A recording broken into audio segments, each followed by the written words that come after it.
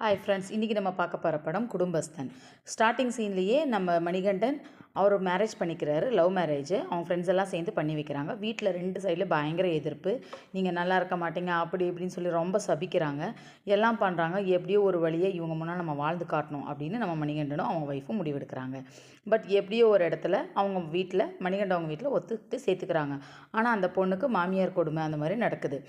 நீ SC caste, நீ SC கேஸ்ட்லேருந்து வந்தவன் சொல்லி அப்பப்போ அந்த பொண்ணை குத்தி காட்டி கொடுமை பண்ணுறாங்க. அவங்க ஒய்ஃப் ஐஏஎஸ் படிக்கிறாங்க.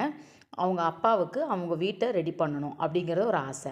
வீடு பழைய வீடு, அதனால் அதை இன்னும் கொஞ்சம் புதுப்பிச்சு ரெடி பண்ணணும், பண்ணி கொடு அப்படின்னு சொல்லி கேட்குறாங்க. அவங்க அம்மா ஓம் சக்திக்கு மாலை போட்டு 50,000 ரூபாய் செலவு பண்ணி டூர் போகணுன்னு ஆசைப்பட்றாங்க.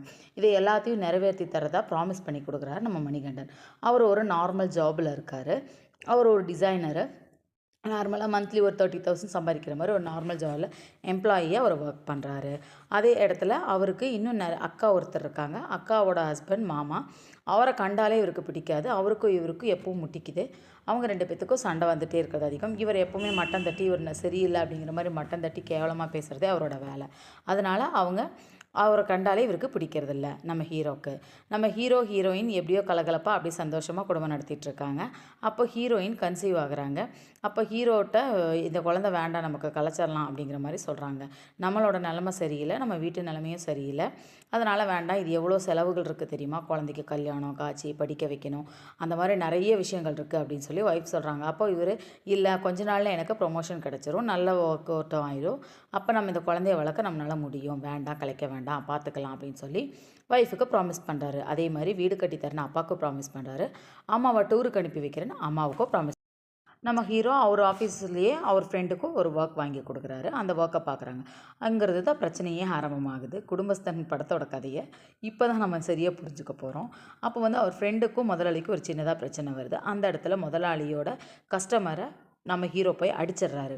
அப்போ ஃப்ரெண்டு அடித்தனால இவர் அடிச்சிடுறாரு. ஃப்ரெண்டுக்கிட்ட மன்னிப்பு கேட்கணும், அப்போ தான் நானும் மன்னிப்பு கேட்பேன் அப்படின்னு சொல்லி ரகலை பெருசாகுது. அப்போ அந்த இடத்துல ஓனர் வேலையை விட்டு தூக்கிடுறாரு. நம்ம ஹீரோவுக்கு வேலை போயிடுது, அவர் ஃப்ரெண்டுக்கும் வேலை போயிடுது. 2 பேரும் மன கஷ்டத்தோடு வந்துட்டுருக்காங்க.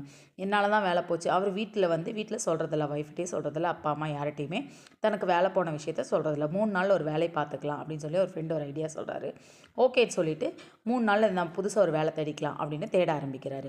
எங்கே வேலை தேடியும் கிடைக்கல. அந்த இடத்துல அவருக்கு நிறைய ஃப்ரெண்ட்ஸ் கிடைக்க ஆரம்பிக்கிறாங்க. பார்க்குக்கு போகிறாரு.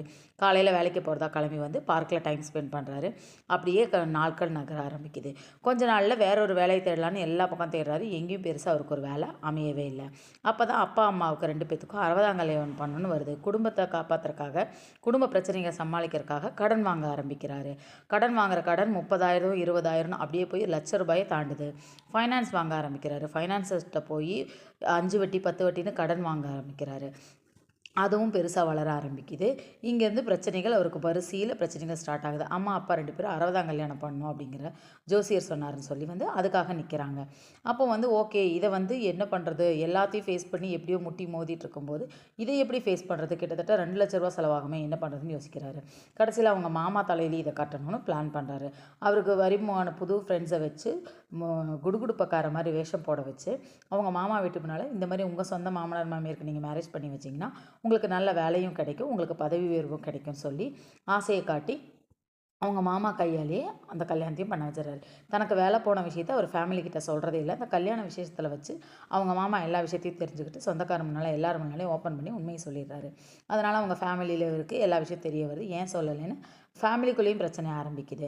அதுக்கப்புறம் இவங்க ஃபேமிலியில் ஒருத்தரையாக போய் பார்க்குறாங்க. அவங்க அம்மா கூட்டிகிட்டு போய் இந்த பிஸ்னஸ் பண்ண, அந்த பிஸ்னஸ் பண்ண, அது பண்ணு இது பண்ணுன்னு எல்லாரும் அவரை வாட்டி எடுக்கிறாங்க. பட் லாஸ்ட்டில் அவங்க அம்மா சைட் சொந்தத்துலேருந்து ஒரு பேக்கரி வருது. டீ கடை வச்சு பேக்கரியும் ரன் பண்ணுற மாதிரி ஒரு ஆஃபர் வருது. அதை ஓகேன்னு ஏற்றுக்கிட்டு டீ கடை வைக்க ஆரம்பிக்கிறாரு. டீ கடை வச்சு ஒரு கொஞ்ச நாள் நல்லா போகும்போது ஆப்போசிட்டில் இப்போ அதை விட பெருசாக ஒரு டீ கடை பேக்கரியோட விற்று கிராண்டாக ஓப்பன் ஆகுது. அந்த இடத்துல இவர் வியாபாரம் படுத்துறது. அப்புறம் ஃபைனான்ஸ் எப்படி கட்டுறது, வீட்டை எப்படி நடத்துறதுன்னு மறுபடியும் பிரச்சனை அங்கேருந்தே ஸ்டார்ட் ஆகுது. ஒய்ஃப் வேறு ப்ரெக்னெண்ட்டாக இருக்காங்க. ஒய்ஃப் ஐஏஎஸ் படிக்கிறாங்க. அப்பாவுக்கு செலவு இருக்குது, அம்மாவுக்கு செலவு இருக்குது, வீட்டை ரிப்பேர் பண்ணணும்னு ஏகப்பட்ட செலவு இருக்குது. பட் எதையும் மெயின்டைன் பண்ண முடியாமல் ரொம்ப கஷ்டப்படுறாரு நம்ம ஹீரோ.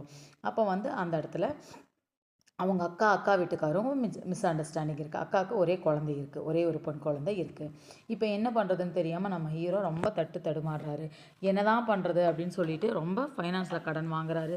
ஃபைனான்ஸுங்கிட்ட மாட்டிக்காமல் அங்கேருந்து தப்பிச்சு ஓடுறாரு. காசை கொடுக்கலன்னு சொல்லிட்டு ஒருத்தராக ஃபோன் பண்ணி கேட்குறாங்க. எல்லாத்தையுமே சமாளிக்க முடியாமல் சமாளிக்கிறாரு. அவங்க அப்பா ஒரு ரியல் எஸ்டேட்டர்.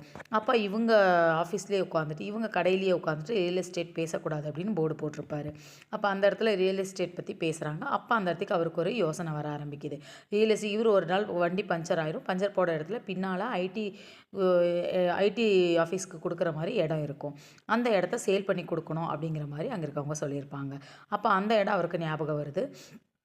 அப்போ அதே மாதிரி அந்த இடத்த விற்று கொடுக்குறதா சொல்லி 3,50,000 ரூபாய் பேசுகிறாரு. அந்த பணம் வந்தால் தன்னோட கடனும் தீர்ந்துடும், தானும் கொஞ்சம் பெருமூச்சு விட முடியும் அப்படின்னு நம்ம ஹீரோ ஒரு ஐடியா வச்சுருக்காரு.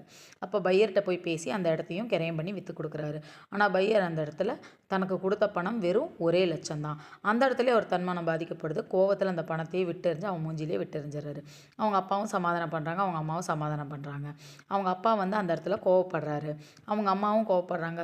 நம்ம ஹீரோ சாப்பிட்ருப்பாரு. அந்த சாப்பாட்டு தட்டையே அவங்க அம்மா வந்து பிடுங்கிட்டு போயிடுவாங்க. உனக்கு கோவம் ஒன்று தான் குறைச்சல், ரோஷம் மட்டும்தான் குறைச்சல்னு சொல்லி திட்டி அந்த சாப்பாட்டு தட்டையை அவங்க அம்மா பிடுங்கிட்டு போயிடுறாங்க.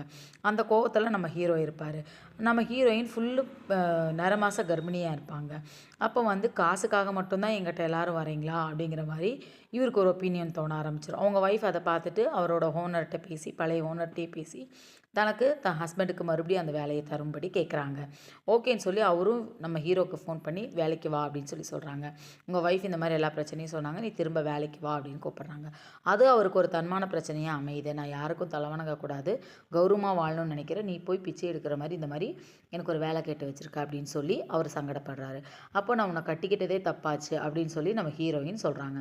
இதை கேட்டோன்னே நம்ம ஹீரோ ரொம்ப மனம் உடைஞ்சு போயிடறாங்க. அம்மா பார்த்தா சாப்பாடு தட்டை பிடுங்குறாங்க, நம்ம ஒய்ஃப் பார்த்தா இப்படி பண்ணுறாங்க, நம்ம அப்பா பார்த்தா இப்படி பண்ணுறாரு அப்படின்னு மனம் உடைஞ்சு போயிடுறாங்க.